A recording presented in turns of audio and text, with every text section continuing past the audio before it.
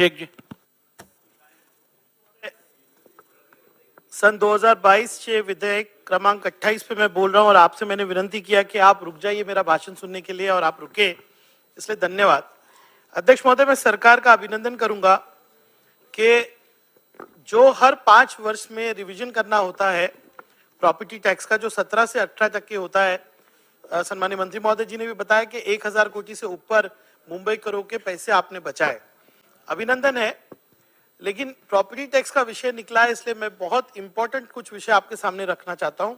सम्मान्य आशीष शेलार जी की कंस्टिट्यूंसी हो या स्पीकर महोदय आपकी कंस्टिट्यूंसी हो या जहां मैं मुंबई में प्रतिनिधित्व करता था अग्रीपाड़ा या मदनपुरा हो, एक गलती जो प्रॉपर्टी टैक्स में हुई है इसके कैलकुलेशन में, वो ये है कि प्रॉपर्टी टैक्स में रेसिडेंशियल और कमर्शियल के भाव में एक बहुत बड़ा फर्क है। आप देखेंगे कि मुंबई में अगर आप बैंक चलाते हो तो आपका प्रॉपर्टी टैक्स अलग है, अगर आप दुकान चलाते हो तो अलग है, अगर आप ऑफिस चलाते हो तो अलग है। और ये एक कारण है जिसकी वजह से मुंबई से सारी ऑफिसेस जो है 2 टायर और 3 टायर सिटी में जा रही है। अध्यक्ष महोदय, एक जमाने में नरीमन पॉइंट हो या बीकेसी हो, ये इंडस्ट्री का हब होता था, लेकिन अभी आपके क्षेत्र से ऑफिसेस जो है वो न्यू बॉम्बे में जा रही है या उससे बाहर जा रही है। आशीष जी, आप देखोगे पावर टेरिफ का रूल एकदम सिंपल है, रेसिडेंशियल को अगर 1 रुपया है तो कमर्शियल को 2 रुपया।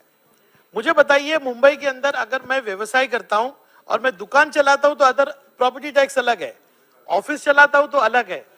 मुंबई में आज कमर्शियल रेंट इतना बढ़ गया है कि ऑफिसेस और बिजनेसेस अनअफोर्डेबल हो गए। अध्यक्ष महोदय, मैं एक और बात आपसे कहूंगा कि आज योगेश जी आपने बहुत सही कहा कि आज जो आपने छूट दी है या आपने फ्रीज किया है रेट को, 5 साल आपको नहीं लेना चाहिए, क्योंकि आज मैं अगर माहिती लूं तो मुंबई महानगर पालिका का डिपॉजिट 89,000 करोड़ का है, अभी 92 करोड़ है। आप एक्चुअली ये छूट नहीं दे रहे हो, आप हमसे एक्सेस टैक्स ले रहे थे और ये एक्सेस टैक्स लेने का अधिकार सरकार को या महानगर पालिका को नहीं है। इसलिए जो मैं आज आपसे एक निवेदन कर रहा हूं और मैं स्पीकर साहब आपसे भी निवेदन कर रहा हूं कि इस विषय में आप अपने दालना पे मीटिंग लगाइए।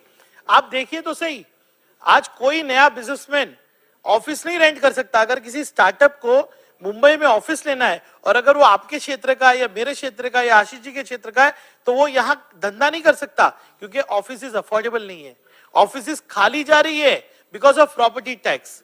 इस विषय के ऊपर सरकार को ध्यान देना चाहिए। और दूसरा विषय एक है, जैसे आशीष जी ने समझाया कि हमारे प्रॉपर्टी टैक्स कैसा है रेसिडेंशियल में, कि अगर आप लिफ्ट स्पीकर की बिल्डिंग में रहते हो तो ए, अगर आपके यहाँ पे लिफ्ट है तो बी, स्विमिंग पूल है तो सी।